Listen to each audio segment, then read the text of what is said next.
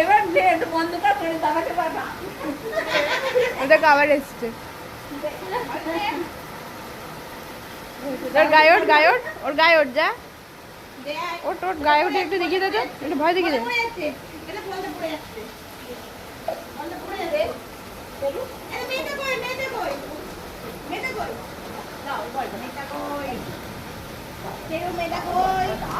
আমি বলটা নেবো তো, নিয়ে কালকে ছুঁড়ে দেবো, বলটা ছুঁড়ে দেবো, দাও দাও, ছুঁড়ে দেবো বলটা, ছুঁড়ে দেবো।